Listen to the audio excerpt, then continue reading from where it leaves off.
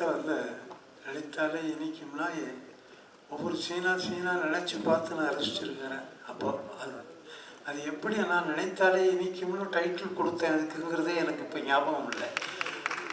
நினைத்தாலே இனிக்கும்னு டைட்டில் கொடுத்துட்டு தான் ஒரு கதை ஒன்று எழுதணும் ரெடி பண்ணி பண்ணது.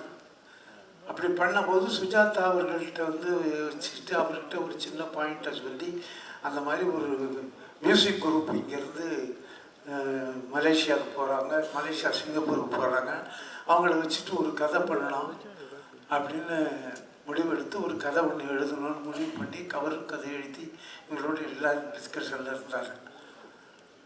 ஆனால் இது சிங்கப்பூருக்கு போனது, அங்கே படம் எடுத்தது சரியாக 32 நாள் இருக்கும். அந்த 32 நாட்களுக்கும் நாங்கள் வந்து பட்ட சிரமங்கள் இருந்தாலும் அது வந்து எல்லாம் படம் பார்க்கும்போது ஒன்றுமே இல்லாமல் போச்சு. அது அவ்வளோ பெரிய ஒரு நினைத்தாலே இனிக்குங்கிறது ஒரு வேதம் மாதிரி ஆகிப்போச்சு எங்களுக்கு. இப்போது இதை வந்து திருப்பியும் 38 ஆண்டுகளுக்கு முன்னால் எடுத்த இந்த படத்தை திரும்பவும் வெற்றிகரமாக வெளியிட இருக்கிற நம்ம டிவி சகோதரர்களுக்கு, ராஜ் டிவி சகோதரர்களுக்கு என் நன்றி கலந்த வணக்கத்தை முதற்கண் தெரிவித்துக் கொண்டு நீங்கள் மிகப்பெரிய வெற்றி அடைய வேண்டும் என்று நான் நினைக்கின்றேன். ரொம்ப அற்புதமான விஷயம். கமலஹாசனை பற்றி நான் சொல்ல வேண்டும் என்றால் அவர் உலக நாயகன். ஒரே ஒரு விஷயம் மட்டும் சொல்கிறேன், எல்லாரும் சொன்னால் அதாவது உலகநாயகன் சொல்லி என்னால் கைத்தட்டல் வாங்க முடியும். பட் ஆனால் ஒரே ஒரு விஷயம் மட்டும் சொல்கிறேன்.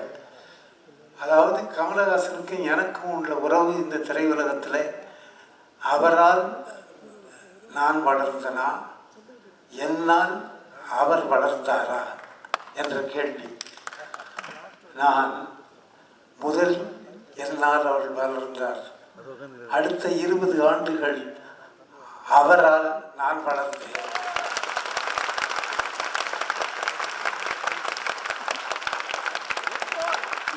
ஏறத்தாழ 10 ஆண்டுகள் 36 படத்தில் நடிச்சிருக்காரு. என் படத்தில் 36 படம்னா 56 படம். சாதாரணமாக வந்துட்டு ஒரு படத்தில் இல்லாமல் இருக்கும்போது கூட வருவார். ஷூட்டிங் நடக்கும்போது, என்ன நான் இந்த படத்தில் இல்லையே, நான் இந்த படத்தில் இல்லையே, தெருவில் இப்படி நடந்து போட்டோமா அப்படின்னு கேட்பார். அப்படி போயிருக்காரு ஒரு தடவை. அப்படி அது எந்த படம்னு எனக்கு ஞாபகம் இல்லை. ஒரு கேமரா வச்சுட்டு வேறு ஏதோ ஆர்டிஸ்ட்டை வச்சு ஷூட் பண்ணிகிட்டு இருக்கும்போது நான் அப்படி பின்னால் போகிறேனே அப்படின்னு சொன்னேன். சரி, திரும்பி தோள் மேலே ஒரு நண்பரை தோளில் கை போட்டுக்கிட்டு அப்படி நடந்து ஒரு ஷாட் இருக்குது. அவ்வளவு ஒரு ஆர்வத்தோடு என்னுடைய படங்கள் மீது அவர் வந்து ஒர்க் பண்ணியிருக்கிறாரு. அவர் அற்புதமான ஒரு கலைஞன். அவரெல்லாம் அவர் கலைஞராக இருக்கிறது தமிழ்நாடு மட்டுமல்ல, உலகத்திற்கே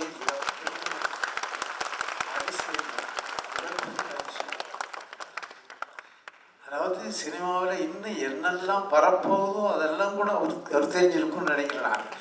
அது எப்படி அது அவர் படம் நடக்கும்போதே அவர் சில டெக்னிக்கெல்லாம் எங்கிட்ட சொல்லுவார். இத்தனைக்கு நான் தான் அறிமுகப்படுத்துகிறேங்கிறது உங்களுக்கு எல்லாருக்கும் தெரியும்.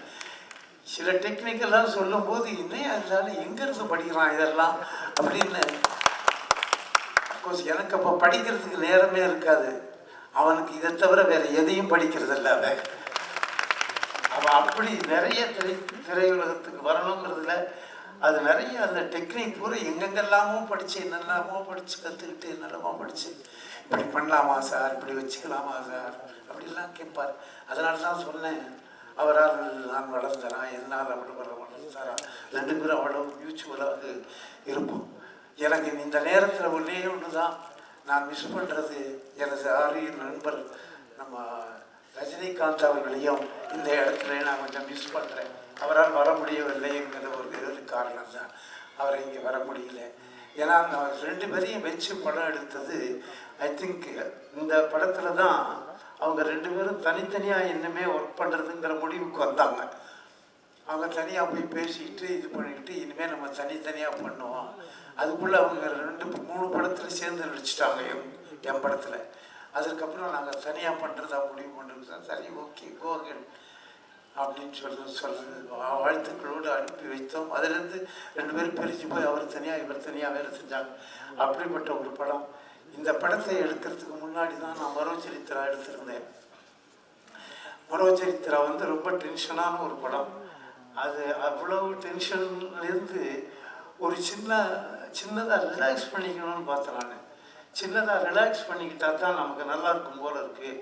மறுபடியும் ஒரு சீரியஸாக ஒரு படத்தை எடுத்து ஒரு சீரியஸாக ஒரு தீம் வச்சுக்கிட்டு அதை பண்ணினா நமக்கு உடல்நிலை தாக்கு பிடிக்குமாங்கிற நிலைமைக்கு வந்தபோது தான் நான் அந்த மாதிரி ஒரு சின்னதாக லைட்டர் வெயிலில் ஒரு மியூசிக்கை மட்டும் வச்சுக்கிட்டு ஒரு லைட்டர் வெயிலில் இவங்க 2 பேரையும் கதாநாயகர்களாக வச்சுக்கிட்டு ஒரு படம் எடுத்தா என்னன்னு தோணுச்சு. கமலஹாசன் சரின்னு சொன்னார். அதுக்கப்புறம் தான் நாங்கள் கதையை அவர் கோட் பண்ணோம். எல்லாம் அற்புதமான நேரங்கள். அந்த இதெல்லாம் இது ஒன்று எத்தனையோ நினைவுகள் எனக்கு அதை பார்க்கும்போது எத்தனையோ நினைவுகள் வருது. நீங்கள் உட்காந்து பார்க்கும்போது நாமளாடா அப்படி எடுத்துருக்கோம்னு தோணுது எனக்கு. அவ்வளோ பயங்கரமாக இருக்குது, அவ்வளோ பயங்கரமாக இருக்குது. ஸ்க்ரீனில் பார்க்கும்போது அப்படி அற்புதமாக இருக்குது. எத்தனையோ படம் நம்ம பார்க்குறோம், அந்த மாதிரி பார்க்குறோம். பட் நான் எடுத்துருக்கேன் இது அப்படின்னு சொல்லிட்டு ஆச்சரியமாக இருக்குது. அப்புறம் இந்த என்ன விஷயம் சொல்ல வந்தேன்னா, அப்படி தான் கட்டாகி போகுது மனசில் என்ன நினைக்க அது கட்டாகி போச்சு. இப்போ எனக்கு சாரி ஏதோ ஒன்று சொல்ல அது கட்டாகி போச்சு. அந்த த்ரெட்டு கட்டாகி போச்சு. ஏதோ ஒரு முக்கியமான பாயிண்ட் வந்துருச்சு. அதாவது இந்த படத்தினுடைய ஃபஸ்ட்டு காப்பி பார்க்குறதுக்கு நான் போயிருக்கோம். கமலஹாசன் வந்திருக்காரு. 2 பேரும் படம் பார்த்தோம். 2 பேரும் சைலண்ட்டாக இருந்தோம். அவன் ஒன்றும் சொல்லலை, நானும் ஒன்றும் சொல்லலை. பேசாமல் இதுக்கு வந்தோம். இதில் இறங்க போகிறோம், லிஃப்டில் இறங்க போகிறோம். அப்போ வேறு யாரோடய கமலஹாசன் பேசிகிட்டு இருக்காரு. அவர் எப்படி இருக்குன்னு கேட்குறாரு. அவர் எனக்கு பதிலாக சமிக்கையில் சொல்கிறார். அவர் என்ன சொன்னாருன்னா, இந்த படத்துலேயே ஒரு நல்ல அற்புதமான ஒரு கேரக்டரைசேஷன் குணச்சித்திரம் வச்சுருந்தேன். அது உங்களுக்கு எல்லாருக்கும் தெரியும். இந்த ஜெயபிரதாவை எது கேட்டாலும் என்னம்மா சாயந்தரம் நம்ம சந்திக்கலாமா அப்படின்னு கேட்டார்னு வச்சுங்களேன். அவ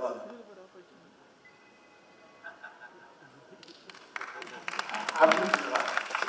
இதே மாதிரி பல விஷயங்களுக்கு இவன் ஆமான்னு சொல்கிறான்னு முதல்ல நினைக்க வச்சு, இல்லை முடியாது, சந்திக்க முடியாது அப்படின்னு சொல்லுவாள்.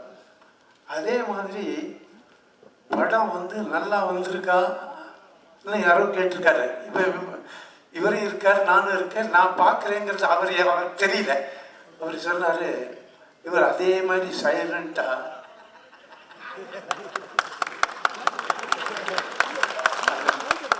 நல்லா ஞாபகம் இருக்காரு. ஆனால் அதை பொய்யாக்கினது என்னுடைய பெருமை. கமலஹாசன் நான் சொன்னதை நான் பொய்யாக்கினேன்.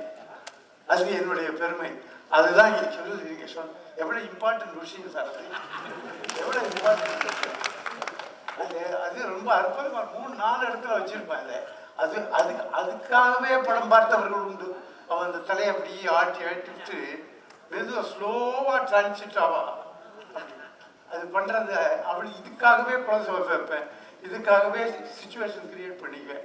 இதுக்காகவே சில கேள்விகள் எழுதிக்குவேன்.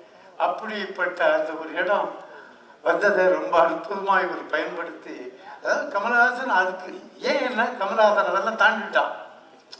கமலஹாசன் நான் அந்த காலத்தில் அந்த இடைப்பட்ட காலத்தில் நான் எடுத்த படத்தையும் தாண்டி போயாச்சு கமலஹாசன். அதனால தான் அவருக்கு பத்தலை இந்த படம். அவருக்கு பத்தலைங்கிறதுனால இப்படின்னு சொல்லிட்டு இப்படி அதை நான் பார்த்தேன். ஆனால் நான் பார்த்தது அவருக்கு தெரியாது. அதனால அவர் he was keeping quiet. நான் ஏன் விட்டு கொடுத்துன்னா, I was also keeping quiet. 2 பேரும் படத்தை பற்றி பேசவே இல்லை. எப்படி இருக்குன்னு படத்தை பற்றி பேசவே இல்லை. அந்த படம் 38 ஆண்டுகள் கழிச்சு இன்னைக்கு மீண்டும் இங்கே திரையிடப்படுகிறது என்றால் நான் தாண்டா ஜெயிச்சேன். யூடியூப் நேயர்கள் அனைவரும் ரெட் பிக்ஸை சப்ஸ்கிரைப் பண்ணுங்கள். வாழ்த்து.